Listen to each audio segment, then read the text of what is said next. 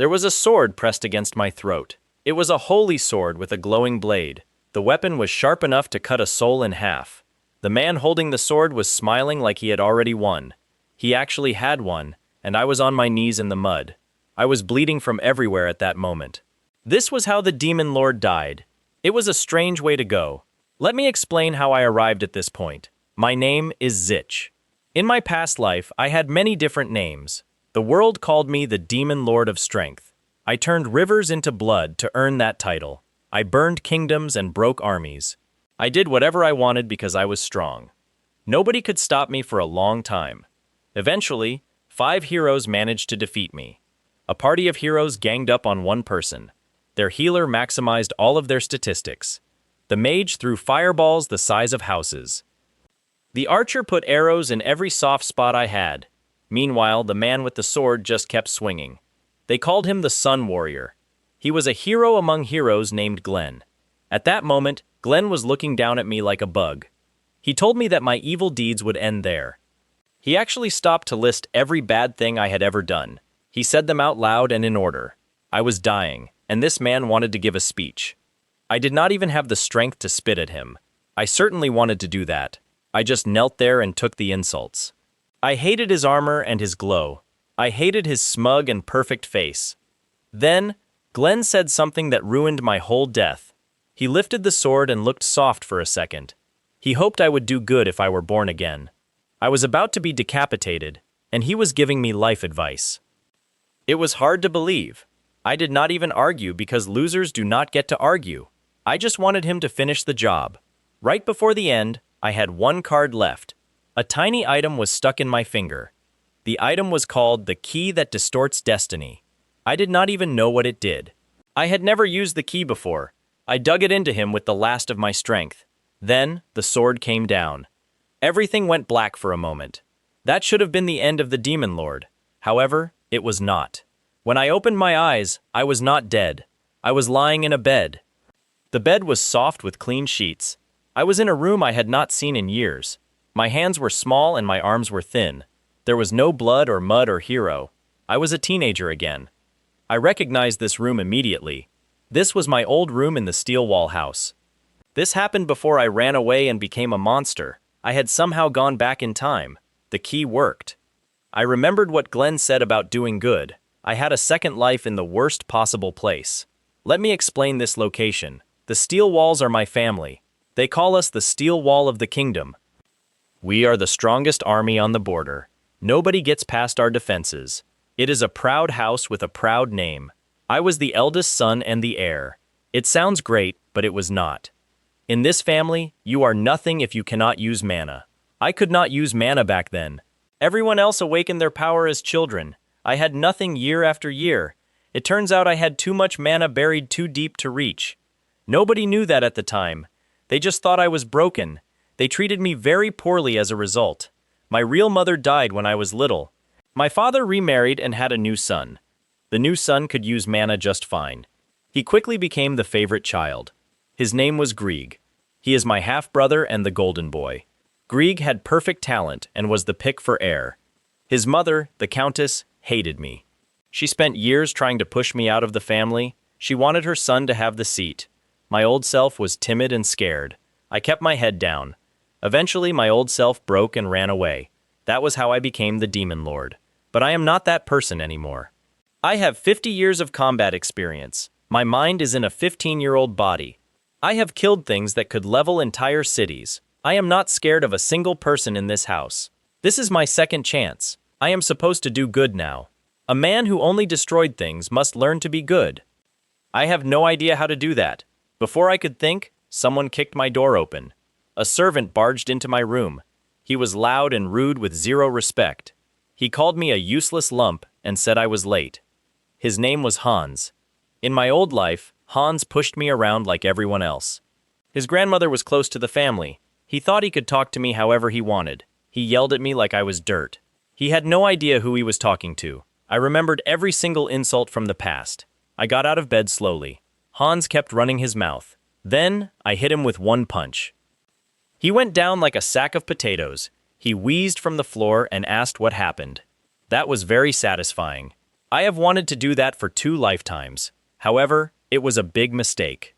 Hitting a servant gave them the excuse they wanted. Word of the incident traveled fast. Within 1 hour, my stepmother heard everything. She was thrilled by the news. The Countess arrived with a fake and poisonous smile. She called my actions shameful. She was already turning it into a case to punish me. She wanted to strip my title for good. She thought she had cornered me. She thought I was still a scared boy. She was wrong. I had a plan that she never saw coming. I looked her dead in the eye. I raised the issue of blood and honor. I told her I was the legitimate heir. I suggested we settle the matter properly. The room went quiet.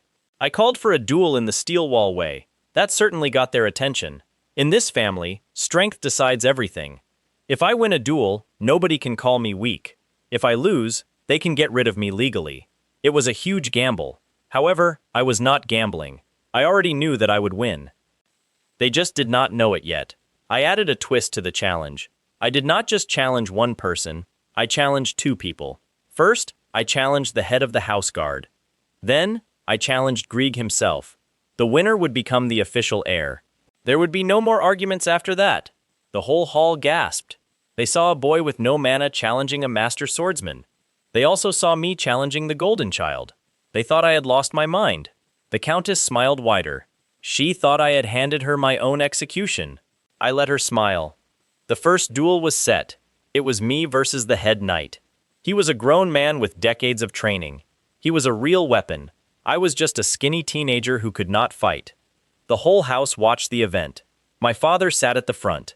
He was cold and silent. The Countess sat beside him and looked happy. Grieg watched with his arms crossed. Hans, the servant I punched, watched as well. He was confused and nervous. He did not understand why I was so calm. Nobody understood. The knight drew his sword and bowed. Then, he came at me fast.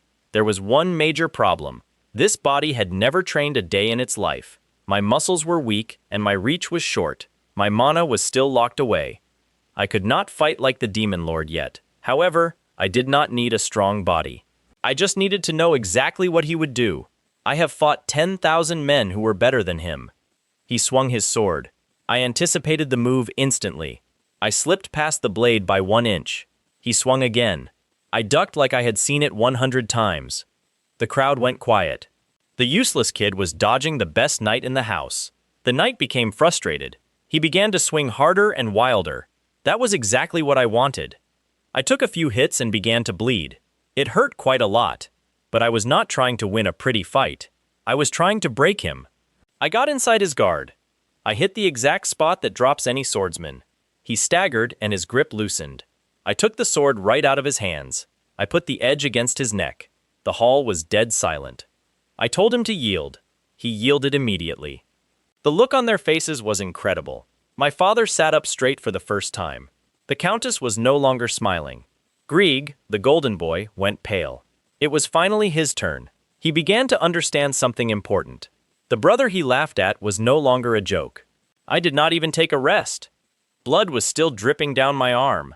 I turned to Grieg and told him he was next. He tried to look calm but failed. He called my win a lucky trick. I told him to come and find out for himself. The second duel was set for the next day. That night, I did not sleep much.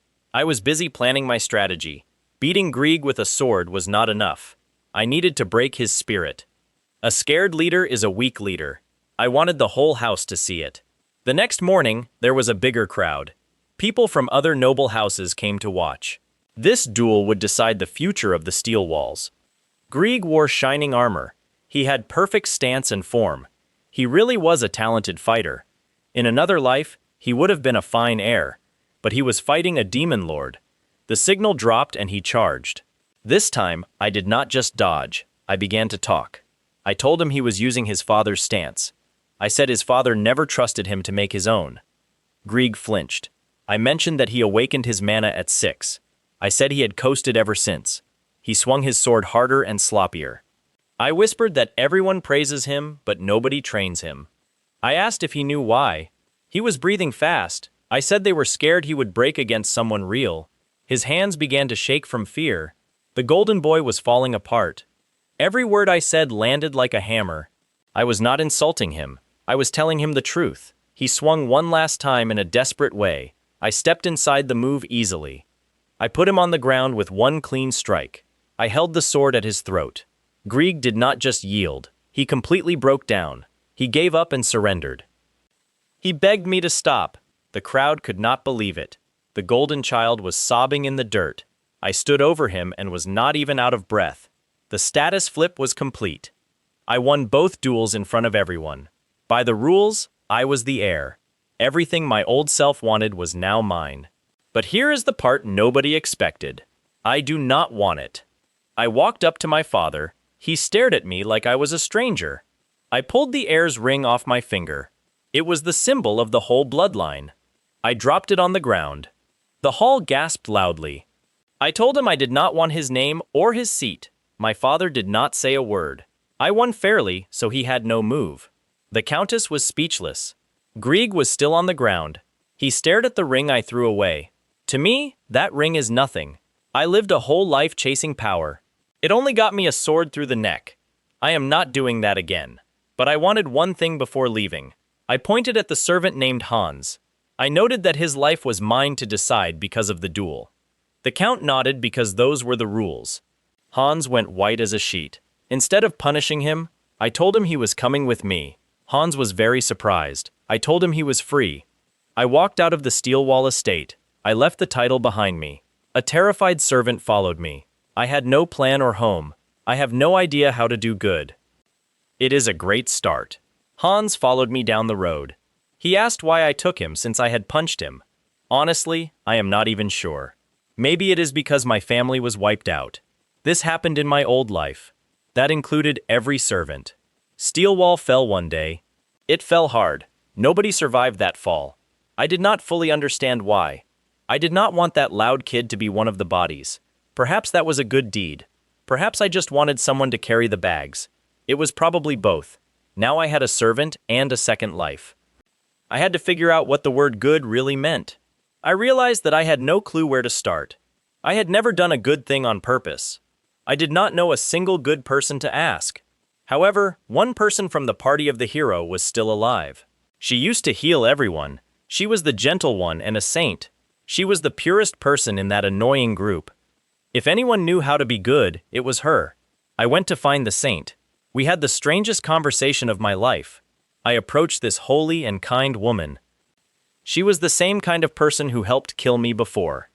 I asked her how a person lives a good life. The saint just stared at me. I did not blame the saint for her reaction. I was a rough-looking man with a scary face. The saint finally asked what I was good at doing. I thought about the question honestly. I told her that I was good at destroying things. I said I was good at breaking objects and people. A smart person would have run away. Instead, the saint smiled a little. She suggested that I use that strength to protect people instead.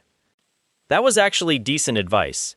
It made the idea of being good sound possible for a man like me. I did not say thank you because I was not ready. However, I remembered her words. I decided to try protecting people. I just needed to find people worth protecting. Hans and I hit the road. My new body felt like a joke. I had no mana and no stamina. I got winded just walking uphill. It was embarrassing for a former demon lord. Consequently, I started training hard. I used an old skill to fix the mana problem. The skill was called energy drain. I pulled energy out of monsters. I used it to release the mana frozen inside me. Little by little, the power started coming back. Every fight returned a piece of the demon lord to me. I also trained Hans. Hans did not like the training. Hans screamed that I was going to kill him. He ran from a monster I threw at him. I told him that he was weak if he died. I called it tough love and a good deed. Hans actually had real talent. He had more talent than Grieg ever possessed. Hans never had anyone believe in him before. The loud servant wanted to be a hero. He wanted shining armor and to save people. He was too embarrassed to say it out loud. Now, the former demon lord was his teacher. The irony was clear. We traveled and we fought. We grew stronger together. My power returned slowly. Hans stopped being useless. I started to protect a few people. I stopped bandits on the road. I fought a monster near a village. These were small steps. Eventually, we reached a town called Sual. It was a mining city. The whole place ran on rock and dust. Life was hard in that town. There, I met a kid who almost broke my heart. His name was Snock. Snock was a young miner. He was thin, tired, and covered in coal dust. He was the frailest kid I had ever seen. Snock worked in the mines every single day. His mother had worked herself to death. His father died in a mine collapse. Snock had nobody left. An older neighbor looked out for him like a brother. Snock had a very big dream. He wanted to be an adventurer. He wanted to see the world and be somebody. This was an insane goal for him.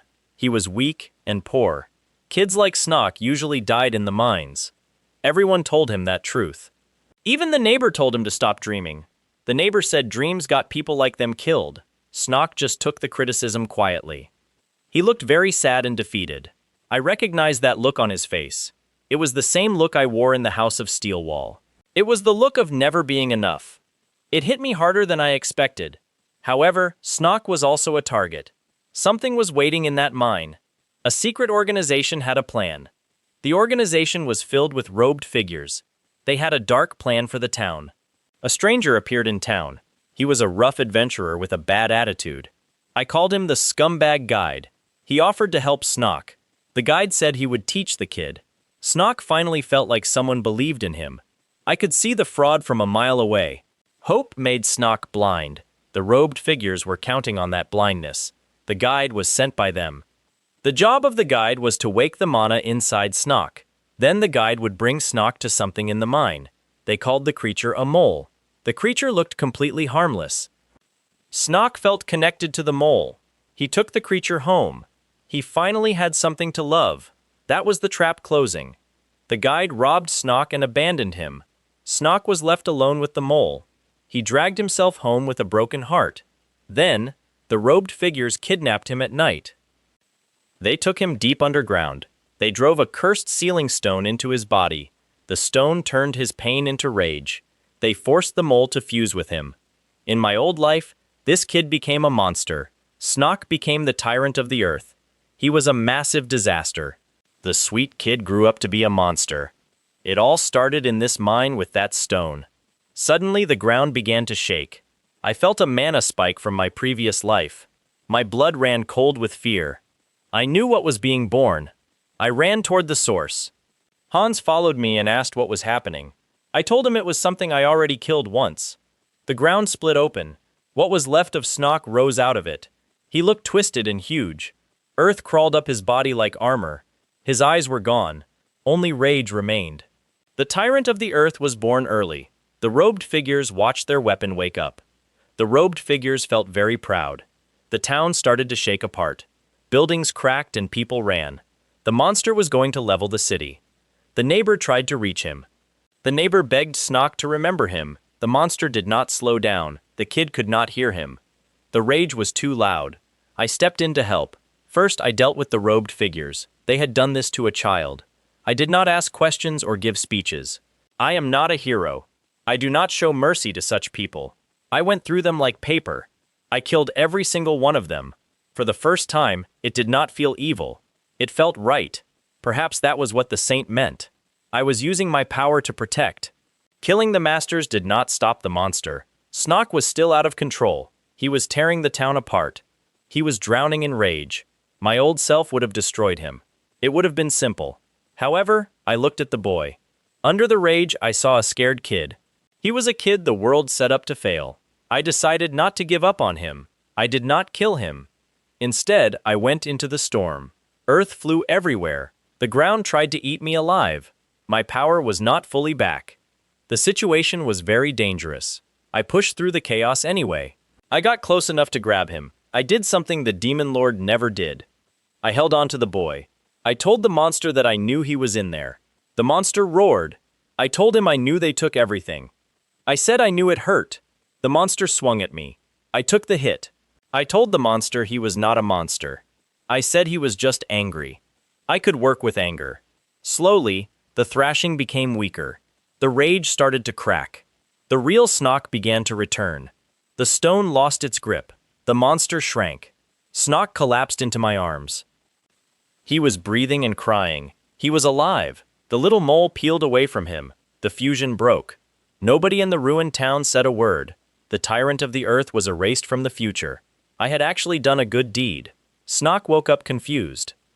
He whispered that he had hurt everyone. He called himself a monster. I told him he was just a kid who was used. I said there was a difference. He did not believe me. I made him an offer. I talked about the mole. I told him the mole was part of him now. The creature was also scared. I said he could hate it or work with it. They could make up for what happened. Snock looked at the mole and then at me.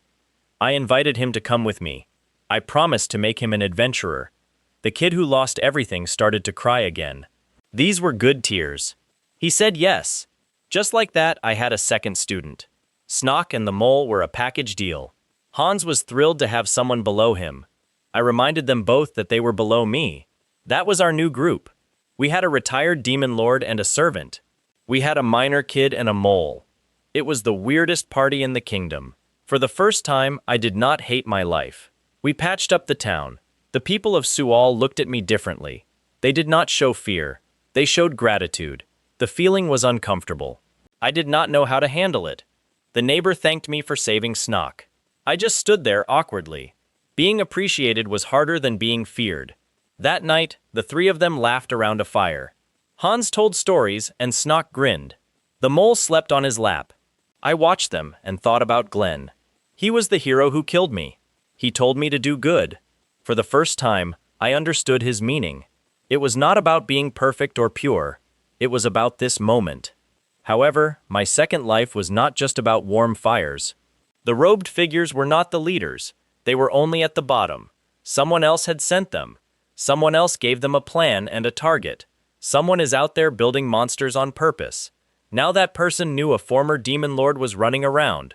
They knew I was ruining their work. This meant I was now on their list. This was certainly great news. However, that was not even the worst part of the situation. A bigger question was sitting in the back of my mind. It had been bugging me since I came back. I wondered how I was even alive right now. The key that distorts destiny was the thing that sent me back. I do not actually understand how it works. I did not know why it worked or what it cost. I also did not know if Glenn the hero knew that I returned. This was the thought that kept me awake at night. If I changed the future by saving Snock, I must have changed other things too. What monsters did not get made because of my actions? What disasters did not happen? At the same time, I wondered what new disasters I created by being here. The future I remembered might not exist anymore. This meant I was flying blind. The demon lord who once knew everything suddenly did not know what was coming. Yet something was definitely coming, and I could feel it. The next morning, we packed up our things to leave the town of Sual. Snock took one last look at his hometown. He looked at the mine and the graves. He looked at the hard life he was finally walking away from. I asked him if he was ready to go. He wiped his face and nodded while confirming he was ready. We headed for the road again. We now had a bigger group and bigger power. However, I also had a bigger target on my back. As we walked out of town, I felt eyes on us. They were watching from somewhere I could not see. I stopped for just 1 second. Hans asked me what was wrong. I looked back at the empty hills, but there was nothing there. However, I knew better than to trust my eyes. I lied to him and said that nothing was wrong. I told everyone to move out. The person watching just learned my name. The same was true for whoever sent those robed figures. I had a bad feeling that this was only the beginning. The next town over was already whispering about a curse. They talked about people who do not stay dead. They mentioned a place that was starting to rot from the inside out. The road led straight into that very place. Here was where we stood. I died as the strongest evil the world ever saw. I came back with the dying wish of a hero. I had 2 students and 1 mole, but I had no idea what I was doing. I was learning how to protect instead of destroy. Something in the dark was building an army of monsters. My name was now written at the top of the list. The hero told me to do good before he died. It turned out that being good was a lot more dangerous than evil ever was. But I was in this fight now. The demon lord does not lose 2 times. Whatever is waiting in that cursed town must be stopped. Whatever those robed figures are planning, they picked the wrong world for their scheme. Fortunately, this time the monster is on our side. Our next stop is a town that is already dying. The thing killing that town does not stay buried.